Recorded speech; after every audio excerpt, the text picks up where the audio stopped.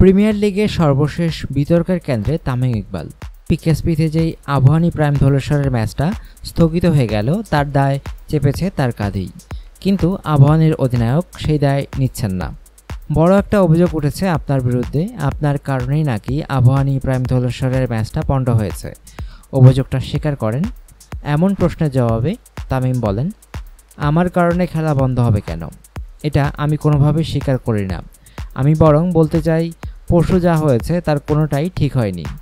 ওই সিদ্ধান্ত, রাকিবুলের বিরুদ্ধে স্টাম্পিংয়ের আবেদনে আম্পায়ারদের সাড়া না দেওয়া থেকে শুরু করে আম্পায়ারদের মাঠ ছেড়ে চলে যাওয়া, সবই।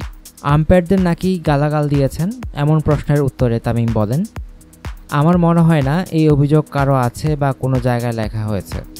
জাতীয় দলে 10 বছর ধরে খেলছি। তরুণ খেলোয়াড়রা আমার খেলা দেখে অনেক কিছু শেখে।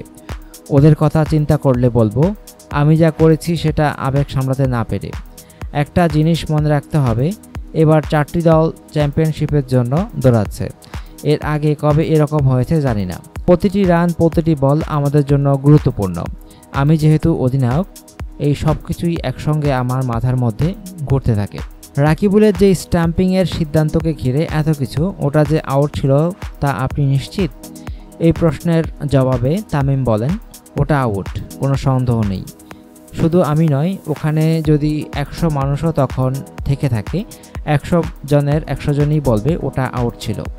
কাছাকাছিও নয়, এটা ছিল পরিষ্কার আউট। তারপরও আমরা খেলতে চেয়েছি। ডিএল দেওয়ার আগ পর্যন্ত প্রাইম ধলেশ্বর খেলতে চেয়েছে। খেলাটা কেন হলো না আমি জানি না। আম্পায়াররা যে তাহলে অভিযোগ করছেন, এই প্রশ্নের জবাবে তামিম বলেন, আমার মনে হয় না আম্পায়ারদের কোনো অভিযোগ আছে। এ নিয়ে কথা বলার আগে কাগজপত্র দেখতে হবে। তবে এখানে একটু বলতে চাই, মাঠে আমি যেভাবে প্রতিক্রিয়া জানিয়েছি, হয়তো তার চেয়ে আরও ভালোভাবে তা জানাতে পারতাম। কিন্তু কী কারণে বাজে ব্যবহার হয়েছে সেটাও দেখতে হবে। আমার প্রতি অভিযোগ, আমার কারণে খেলা বন্ধ হয়েছে। একই ঘটনা তো প্রথম ইনিংসে 2 বার ঘটেছে আরেকজনের কারণে। 2 বার খেলা বন্ধ হয়েছে। আম্পায়াররা তখন কেন ওয়াকআউট করেননি? আপনি কি আম্পায়ারদের বলেছেন আবাহনী ম্যাচ হারলেই দেখিয়ে দেবেন আপনি কোন দলে খেলেন, তারা কি তা জানে না? ইত্যাদি ইত্যাদি, এগুলো কি ঠিক? এই প্রশ্নের জবাবে তামিম বলেন, এরকম কিছু হলে তো সেটা প্রমাণ থাকবে।